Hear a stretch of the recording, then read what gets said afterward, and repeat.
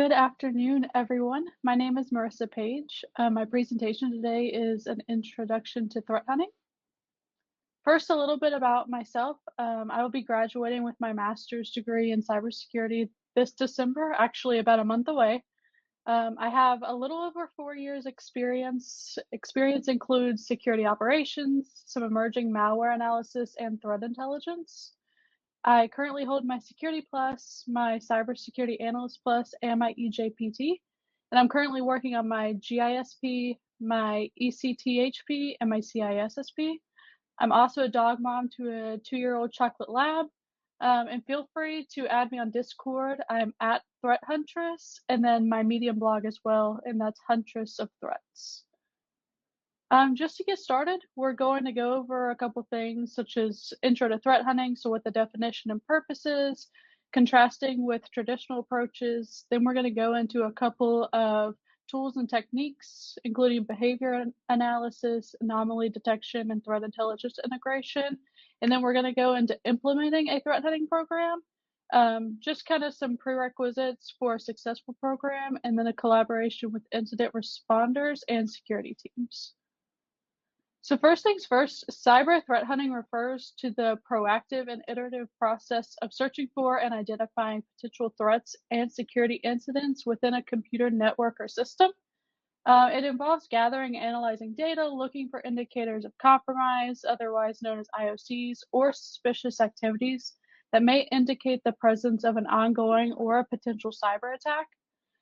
The purpose of cyber threat hunting is to detect threats that may have bypassed traditional security measures such as firewalls and antivirus software, and to take the appropriate action to mitigate and prevent further damage. So key goals of cyber threat hunting include early detection. Threat hunting aims to identify threats at their early stages before they can cause significant damage or lead to a full-blown security breach.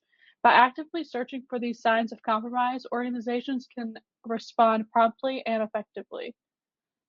Another one is proactive defense. Traditional security measures often rely on known threat signatures, which can be insufficient against sophisticated or emerging threats. Threat hunting takes a proactive approach by actively searching for unknown or novel threats that may not have been detected by your standard security solutions.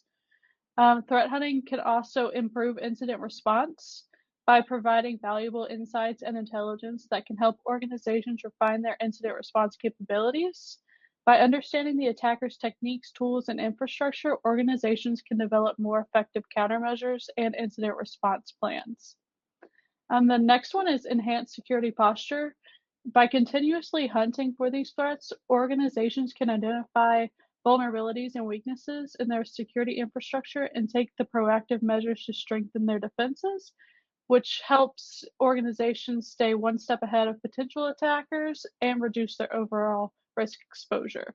In order to conduct effective threat hunting, organizations employ a combination of human experience, threat intelligence, advanced analytics, and specialized tools. It requires a skilled security analyst with a deep understanding of cyber threats, attack methodologies, and the organization's network environment. So first thing is reactive versus proactive defense. Traditional cybersecurity approaches often rely on reactive measures where security incidents are detected and addressed after they occur. However, in contrast, threat hunting takes a proactive approach by actively searching for potential threats and vulnerabilities before they can cause harm. Signature-based versus behavioral analysis. Traditional approaches heavily rely on signature-based detection systems that match known patterns or signatures of known threats, whereas threat hunting goes beyond this limited scope by utilizing behavioral analysis techniques, focusing on identifying anomalous behaviors and indicators of compromise that may not have known signatures. For network parameter versus internal network focus, traditional cybersecurity often prioritizes securing the network parameter through firewalls and intrusion prevention systems, where threat hunting recognizes the need to investigate and monitor internal network activities, as threats can often bypass these parameter defenses and operate within the network undetected. There's also event-driven versus hunting-driven. So traditional approaches primarily rely on event-driven systems that generate alerts based on their predefined rules or thresholds. Threat hunting takes a hunting-driven approach, which means the threat hunter actively searches for potential threats, conducts investigations, and explores data to uncover hidden threats that may not trigger the already in place alerts. There's also manual analysis versus automated analysis. So while the traditional cybersecurity approach relies heavily on automated tools and systems for analysis, threat hunting involves a combination of both automated and manual analysis. Human expertise plays a critical role in recognizing the patterns, understanding context, and making informed decisions based on this data and the insights that are gathered. Then there's single layered versus multi-layered defense, where traditional cybersecurity approaches focus on single layered defenses such as firewalls or antivirus software. Threat hunting recognizes the need for a multi-layered defense strategy, combining various tools, techniques, and proactive hunting methodologies in order to detect and respond to threats across multiple attack vectors. There's also incident response versus continuous monitoring. The traditional cybersecurity approach focuses on incident response, addressing security incidents as they occur, where threat hunting emphasizes the continuous monitoring and proactive identification of potential threats in order to enable early detection and prevent security breaches. Next, there's compliance-driven versus a risk-based approach. Traditional approaches may be driven by compliance requirements and a checklist mentality, whereas threat hunting adopts a risk-based approach, focusing on identifying and mitigating the most critical threats and vulnerabilities based on their potential impact to the organization's security posture. Next, we're going to go into some tools and techniques that are required for threat hunting. The first one is a few tools and techniques that are used for behavior analysis. The first one is going to be endpoint detection and response, or EDR solutions. EDR tools are used to monitor and collect data from endpoints in order to analyze behaviors and to detect suspicious activities.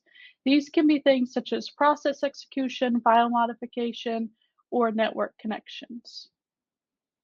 The next tool or technique is going to be user and entity behavior analytics, or UEBA, as most organizations call it.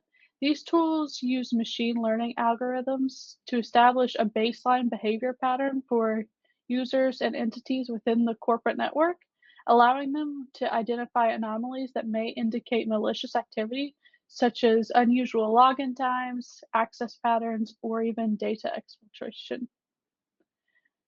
The third one for behavior analysis is going to be network traffic analysis. Network traffic analysis tools monitor network flows and packet level data to identify abnormal network behavior, such as the unusual communication patterns, data exfiltration attempts, or even command and control communications. Next, a couple tools and techniques for anomaly detection. The first one is intrusion detection and prevention systems, or IDS and IPS. These tools are used to analyze network traffic in real time, comparing it against predefined rules and patterns in order to identify potential anomalies and known attack signatures. Next is the security information and event management, or SIEM. SIEM solutions aggregate and correlate the data from various sources in order to identify anomalies and detect potential security incidents by analyzing log files, events, and system activity. Kind of new, but the next one is machine learning and artificial intelligence. These algorithms can be employed to analyze large data sets, identify patterns, and detect anomalies that may indicate malicious activities across different layers of your IT infrastructure. Some tools and techniques using threat intelligence integration. The first one is going to be threat intelligence platforms. These platforms usually aggregate and analyze threat intelligence feeds from various sources, providing insights into the latest actors, indicators of compromise, and emerging attack techniques. One of my favorites to use is the Alien OTX. It's completely free, open source. You just create an account and you can see a bunch of different indicators of compromise and emerging threats. The second one is going to be open source intelligence tools. These tools collect publicly available information from various online sources in order to gather insights about potential threats such as domain reputation, IP address reputation, or known vulnerabilities associated with threat actors. For this one, I'd say that my most used is going to be VirusTotal. They do a great job just kind of mapping everything with domain reputation and IP address reputation. So the threat intelligence tool that I use is the Alien OTX, and I can drop that in the chat as well afterwards. And then the third one is going to be the Information Sharing and Analysis Centers, or ISACs. These are industry-specific organizations that facilitate the sharing of threat intelligence and best practices among their members, enabling organizations to benefit from collective knowledge and stay informed about emerging threats. For ISACs, you do have to be a member. Usually there is a membership fee, but a lot of times different companies actually have membership within these. So definitely reach out to whoever is in charge of your organization for threat intelligence and cyber, and they probably have access. The next thing we're going to talk about is some prerequisites to the threat hunting program. Just a couple of things to note. You should have data collection and storage. So your company should ensure proper collection and storage of relevant data sources, including things such as network logs, endpoint logs, firewall logs, DNS logs, and application logs. Sufficient storage capacity and a centralized log management system are essential for effective threat hunting. It's kind of just good practice to at least have these logs and storage for at least 90 days. If you could do more than that, that's even better, but 90 days is probably the minimum. The next is infrastructure and tools that are necessary.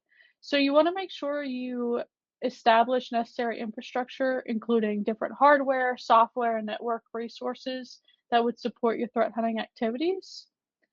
This includes things such as deploying or acquiring tools such as SIM solutions, EDR systems, network traffic analysis, and threat intelligence platforms. There are a couple of these that are open source that I personally use in my home lab, just so that you can kind of get used to using it. But definitely a necessity for a company to have all of these things. The third one is going to be a skilled workforce. Be sure to build a team of skilled threat hunters with the expertise in cybersecurity, incident response, network analysis, and behavioral analysis. And additionally, provide them with appropriate training and resources in order to enhance their knowledge and keep up with emerging threats and hunting techniques. Threat hunting definitely is not an entry-level position to get into. It helps if you have incident response experience or SOC experience, network analysis, anything kind of cybersecurity realm, just so that you have a better understanding of what actors may be doing. Yeah, I agree. A home lab is super helpful. I love mine. I'm getting ready to build a new one, but they're awesome.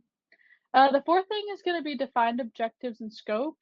You want to clearly define the objectives and scope of the threat hunting program based on your organization's risk profile, critical assets, and compliance requirements.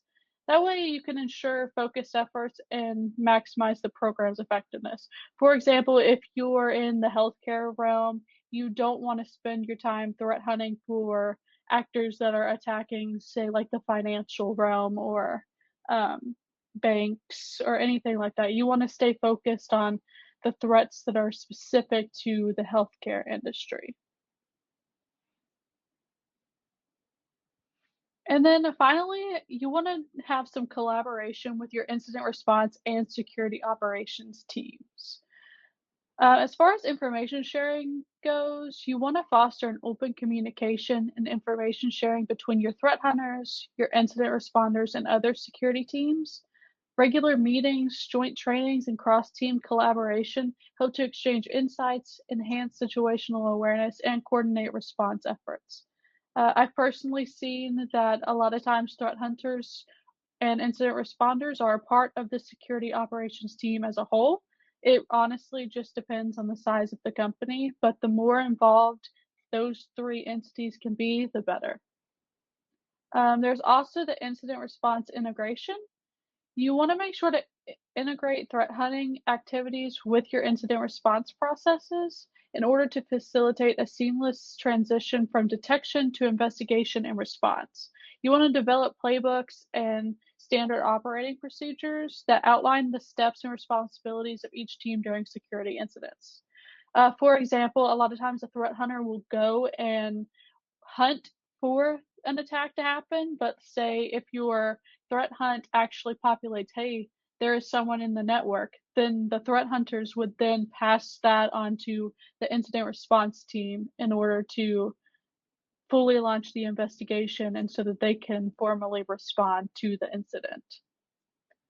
Then there's threat intelligence collaboration. Collaborate with threat intelligence teams to exchange information on emerging threats, indicators of compromise, and the latest attack techniques, and incorporate these feeds and IOCs into the threat hunting workflow to enhance detection capabilities. I can't stress enough how important threat intelligence and IOCs and staying up to date on the latest attack techniques is important to threat hunting. You have to stay on top of everything new and emerging, elsewise it's going to slip through your fingers. The next thing is continuous improvement. Make sure you conduct post-incident reviews and lessons learned sessions involving all relevant teams in order to identify areas for improvement. You use these insights to refine your threat hunting strategies, adjust your detection rules, and optimize response procedures. There's definitely going to be times where you maybe create a detection rule and then you're flooded with false positives. So it's really important to continuously improve your detections, your alerts, different strategies that you use because it's not perfect. It is an emerging and new world. So you want to make sure you're on top of the emerging stuff and you're weeding out as many false positives as possible. Elsewise, you might be doubling your work. But that is all I have for you guys today. I really appreciate everyone's time. If you have any questions, feel free to message me in Slack or connect with me on LinkedIn. I'm also on Discord. As I mentioned, I have my Huntress of Threat blogs. Let me see what that question was in the chat real quick. What resources do you use to keep relevant? Yeah, so obviously I use Twitter.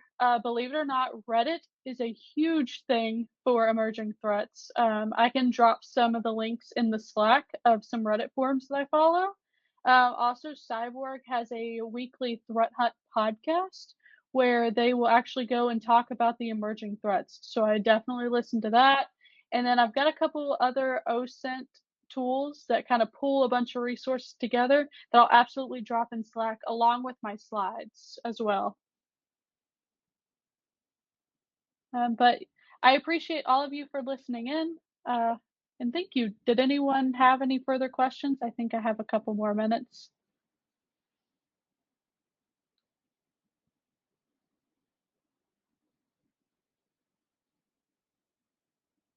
All right. Well, I appreciate you guys. Like I said, you can hit me up on LinkedIn, /threat-huntress. Discord is Threat Huntress, and then my blog is Huntress of Threats on Medium. Thank you guys so much.